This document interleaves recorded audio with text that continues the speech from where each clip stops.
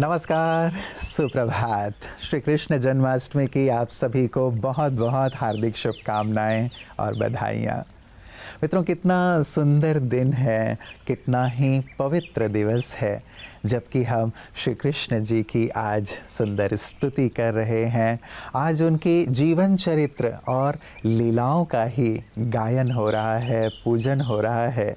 यत्र तत्र सर्वत्र सब कृष्णमय हो गए हैं। बस उन्हीं की चर्चा, उन्हीं का चिंतन। सचमुच जिनकी स्मृति, जिनका स्मरण ही मन को कितना सुकून देता है, जिनके दीदार से आँखें जैसे तृप्त हो जाती हैं और जिनकी चर्चा से ही जैसे चिंतन ही परिवर्तित हो जाता है, जीवन परिवर्तित होता हुआ महसूस होता है। सचमुच आज मेरो तो एक गिरधर गोपाल, दूसरों ना कोई, यही हर एक हृदय गा रहा है। या चारों तरफ गोविंदा गोविंदा के ही एक सुंदर नाद सुनाई दे रहे हैं। कहीं मटकी लटकी हुई है तो कहीं माताएं झूले में बाल गोपाल को झुला रही हैं। मित्रों, एक ऐसे आदर्श हैं श्री कृष्ण हम सब के लिए जिनका जीवन प्रेरित करता है। पवित्रता और सरलता की छवि है जन्माष्टमी। श्री कृष्ण नन्हा सा वो फरिश्ता है जिसकी कामना हर एक परिवार अपनी समृद्धि और खुशी के लिए करता है। नन्हे से उस बालक में नटखटपन और अल्हड़पन की वो सरलता होती है जिसकी छाप हर एक दिल को स्पर्श करती है। ये इसलिए होता है क्योंकि एक शिशु पवित्रता की वो मिसाल है जो ईश्वर हमें बनाना चाहते हैं। इसलिए उन्होंने हमें जन्म काल से ही इस गुण से नवाजा है। जीवन की राहों पर बढ़ती उम्र के साथ साथ कहीं न कहीं ये मासूमियत, सरलता और पवित्रता जैसी थोड़ी कम होती जाती है, लेकिन ईश्वर की संतान होने के कारण उसका बीज हमारे अंदर रह जाता है। इसलिए अगर हम ठान ले कि नन्हे श्री कृष्ण को प्रेरणा बनाकर हम पुनः अपनी पवित्रता को जागृत करेंगे तो समाज तथा संसार समृद्धि की खुशहाली से जगमगा उठेगा।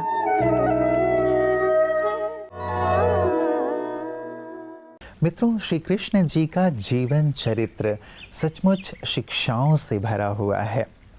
जीवन कैसे जीना है ये उन्होंने अपने जीवन से सिखाया है। जैसे वो कहते हैं ना कि समस्याओं का आना पार्ट ऑफ लाइफ है, लेकिन उनसे आनंदपूर्वक बाहर निकल जाना ये आर्ट ऑफ लाइफ है। और यही आर्ट श्री कृष्ण जी ने हम सबको सिखाया है। आज यही सीख हम उनसे लें। ओम शांति। मानसिक स्वास्थ्य को हम स्टिग्मा की तरह ले लेते हैं। कई बार झिझकते हैं इसके बारे में बात करने से भी, लेकिन मानसिक स्वास्थ्य समग्र स्वास्थ्य का वह महत्वपूर्ण हिस्सा है जिसके बगैर ना तो हमारा शरीर ही स्वस्थ रह सकता है, ना ही हम सामाजिक तौर पे भी स्वस्थ रह सकते हैं। इसे अनदेखा नहीं करें। लक्षणों को पहचानें, जैसे कि यदि आपकी एकाग्रता में पहले से कमी आ रही है, चिड़चिड़ापन छोटी छोटी बातों में ज़्यादा रहता है, आपको नींद नहीं आ रही है, आपके भोजन में कुछ ऐसी चीज़ें हुई हैं, आपके आहार में परिवर्तन हुआ है, आहार विकार जिसे हम कहते हैं, या तो बिल्कुल ही ना खाना या बहुत ज़्यादा खाना, आपको रोने का मन करता है, कई सारी गतिविधियों से अब आप दूर रहना चाहते हैं, आपको समाज में शामिल होने की इच्छा नहीं होती है। ऐसे बहुत तरह के लक्षण हैं। आप लक्षणों को पहचानें। यदि किसी भी मानसिक स्वास्थ्य अर्थात आप क्या महसूस करते हैं, क्या सोचते हैं और किस तरह से व्यवहार करते हैं, इन 3 बातों के द्वारा आप चेकिंग कर सकते हैं। लक्षणों को पहचानें और लक्षणों को पहचान के सहयोग लें, या तो उन लोगों से जो आपके करीबी मित्र हैं, परिवार के वो लोग, आप उनसे सहयोग लें, नहीं तो आप प्रोफेशनल काउंसलर से भी हेल्प ले सकते हैं। लेकिन इसे इग्नोर नहीं करें, ज़रूर हेल्प लें। और कुछ छोटी छोटी टिप्स भी आप यूज़ कर सकते हैं ताकि जब आपने लक्षणों को पहचान लिया और इसके पहले कि आप हेल्प के लिए जा रहे हैं, फिज़िकल एक्टिविटी को बढ़ा दें और वो चीज़ें करें जो आपको खुशी देती है। कुछ अच्छी किताबें पढ़ें और मेडिटेशन करें। मेडिटेशन से देखा गया है वो हार्मोन्स रिलीज़ होते हैं जो आपके मूड को अपलिफ्ट करते हैं, आपके इमोशंस को सकारात्मक बनाते हैं, पॉजिटिवली इन्फ्लुएंस करते हैं। जैसे राजयोग मेडिटेशन में हम देखते हैं कि आप इमोशनली स्टेबल होते हैं, क्योंकि इमोशनल स्टेबिलिटी हमें परमात्मा द्वारा विरासत में मिली है। तो स्वयं को आत्मा समझ के परमात्मा पिता को याद करें, उनसे सर्व संबंध निभाएं, तो इमोशनल स्टेबिलिटी आपकी अपनी हो जाएगी। ओम शांति। शुक्रिया। मित्रों, यूं तो श्री कृष्ण जी की शिक्षाओं से पूरे शास्त्र भरे हुए हैं। शास्त्र बनाए जा सकते हैं, महाकाव्य की रचना की जा सकती है, लेकिन कुछ बातों को तो ज़रूर आज हम अपने जीवन में लाने का सुंदर श्रेष्ठ संकल्प रखें। और उनमें से एक चीज़ जो मुझे बहुत प्रिय लगती है उनकी शिक्षाओं में, वो ये कि वो कहते हैं कि तू भूत का पश्चाताप मत कर और ना ही भविष्य की चिंता कर, तू वर्तमान में रह। वर्तमान ही हीरे तुल्य है। यदि तू वर्तमान पर ध्यान देता है, यदि तू वर्तमान को श्रेष्ठ बनाता है, यदि तू वर्तमान को हीरे तुल्य बनाता है, तो तेरा आने वाला कल स्वतः ही हीरे के समान होगा, स्वतः ही श्रेष्ठ होगा। आप सभी को पुनः मनोज खुशनुमा का नमस्कार।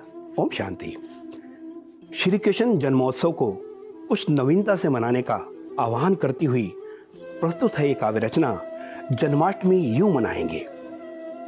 पावन बनकर सर्वगुणों की खुशबू हम फैलाएंगे, जन्माष्टमी का यूं हम पावन सच्चा पर्व मनाएंगे। पावनता का बल ही तो मानव को देव बनाता है, देवों का अंग अंग सुवासित कमल तुल्य हो जाता है।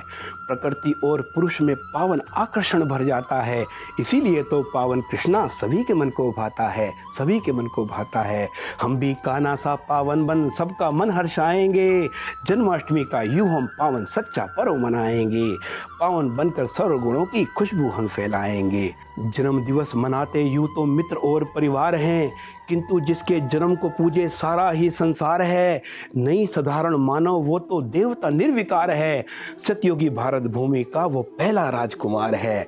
कृष्णा संग हम भी सतयुग में जन्म वो पहला पाएंगे, जन्माष्टमी का यूं हम पावन सच्चा पर्व मनाएंगे। पावन बनकर सर्व गुणों की खुशबू हम फैलाएंगे। जगे सारा डूब रहा है दैहिकता के दलदल में, तड़प रही हैं आत्माएं दुख अशांति के चंगुल में। हर मन में एक महाभारत है, जीवन बना अमंगल में, उलझ गया है पार्थ आज फिर दुविधाओं के जंगल में। हम अर्जुन नष्टो मोहाबन विजय श्री को पाएंगे, जन्माष्टमी का यूं हम पावन सच्चा पर्व मनाएंगे। पावन बनकर सर्व गुणों की खुशबू हम फैलाएंगे। मोर मुकुट से शोभित क्यों पीताम्बरधारी सजे धजे, पावनता से जन्म लिया है मोर मुकुट सर इसी वजह। सुख और चैन की बंसी कृष्णपुरी में चारों ओर बजे, इसीलिए तो कान्हा के अधरों पे बंसी खूब सजे। मुरली की धुन पे संस्कार मिलन का रास रचाएंगे, जन्माष्टमी का यूं हम पावन सच्चा पर्व मनाएंगे। पावन बनकर सर्व गुणों की खुशबू हम फैलाएंगे। स्वर्ण फूल लहला उठेंगे, धरा गगन मुस्काएंगे, मन मयूर नाचेंगे, पंछी राग सुरीले गाएंगे। पांच तत्व और दसों दिशाएं पावनता बरसाएंगे। फिर से प्यारे कृष्ण कन्हैया भारत भूमि आएंगे, फिर से प्यारे कृष्ण कन्हैया भारत भूमि आएंगे। नमस्कार, धन्यवाद। मित्रों, श्री कृष्ण जी ने हमें सिखाया कि तुम सत्य के साथ खड़े हो, धर्म के साथ खड़े हो। भले ही अक्षौणी सेना क्यों ना एक तरफ हो, लेकिन यदि तुम सत्य के साथ हो, धर्म के साथ हो, तो ईश्वर तुम्हारे साथ है और जीत तुम्हारी ही होगी अंततः। इसीलिए तुम कभी भी सत्य का दामन मत छोड़ो, धर्म का दामन मत छोड़ो। हो सकता है उसे निभाने में कठिनाई हो, लेकिन जीत तुम्हारी ही होगी, क्योंकि जहाँ सत्य और धर्म होता है वहीं ईश्वर होते हैं। हम कलयुग में जी रहे हैं मित्रों, और यहाँ कई बार हम इस मान्यता को अपना लेते हैं कि यहाँ सत्य के साथ नहीं जिया जा सकता, यहाँ धर्म के साथ नहीं जिया जा सकता, लेकिन ये बिल्कुल गलत है। जहाँ आज भी सत्य और धर्म का साथ व्यक्ति देता है, वहाँ ईश्वर स्वयं आकर के खड़े हो जाते हैं और उनकी जीत अवश्य होती है। इस बात पर यदि हम बहुत दृढ़ता से अमल करें तो पुनः सत्य धर्म की स्थापना इस सृष्टि पर हो जाएगी। और ये हम सबको अवश्य करना चाहिए यदि हम सचमुच श्री कृष्ण प्रेमी हैं, यदि सचमुच हम अपने इष्ट को हृदय से आज याद कर रहे हैं तो सत्य और धर्म के पथ पर चलने का संकल्प आज ज़रूर लें।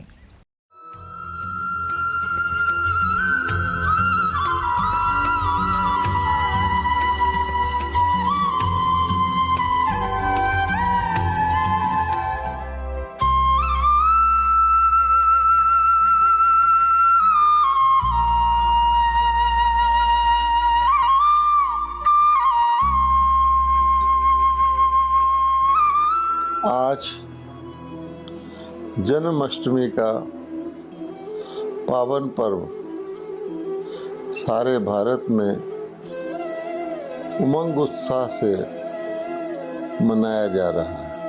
अनेक स्थानों पर अनेक मंदिरों में पंडाल लगा करके श्री कृष्ण के जन्म संबंधित हर जगह हल्की हल्की चांदनी धरती पर दिखती है।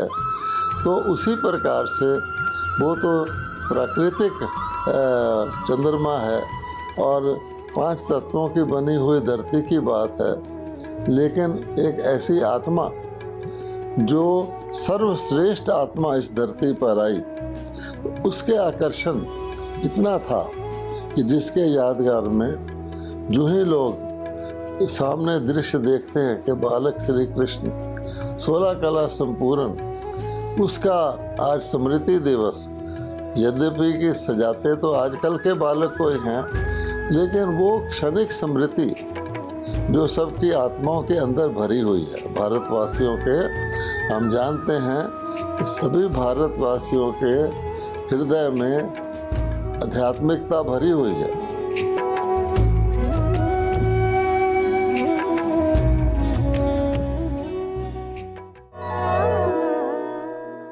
मित्रों, आज श्री कृष्ण जन्माष्टमी के दिन पूरे भारतवर्ष में अलग अलग स्थानों पर, सार्वजनिक स्थलों पे भी, अपने मोहल्लों में भी हम झांकियाँ बनाते हैं। झांकियों में श्री कृष्ण जी के चरित्र का सुंदर वर्णन करते हैं, गायन करते हैं, उनका पूजन करते हैं।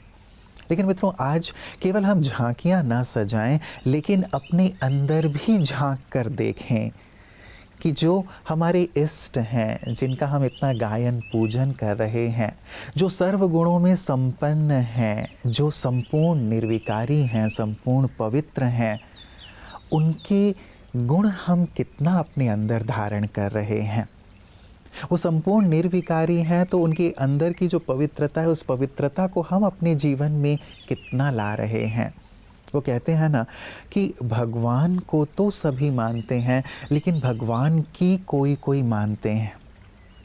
हम सब श्री कृष्ण जी को मानते हैं, लेकिन श्री कृष्ण जी की कितनी मानते हैं, आज हमें ये झांक कर अपने अंदर देखना है मित्रों, और ये प्रण लेना है कि केवल आज गायन पूजन नहीं, लेकिन प्रतिदिन हम अपने अंदर झांकेंगे और उनकी स्तुति करते हुए उनके गुणों को अपने जीवन में लाएंगे। इस धरा को बैकुंठ धाम बनाएंगे, जहाँ हर बालक मोहन हो, हर बाला एक राधा हो। जैसे मैंने प्रारंभ में कहा, यही वास्तव में सही सही अर्थों में श्री कृष्ण जन्माष्टमी मनाना होगा मित्रों। तो आए इस बार इसी आध्यात्मिक भाव को लेते हुए, उनकी सुंदर शिक्षाओं को जीवन में लाने का संकल्प लेते हुए श्री कृष्ण जन्माष्टमी मनाएं। तो एक बार पुनः इस पवित्र दिवस की आप सभी को हार्दिक हार्दिक बधाइयाँ और मंगल शुभकामनाएं।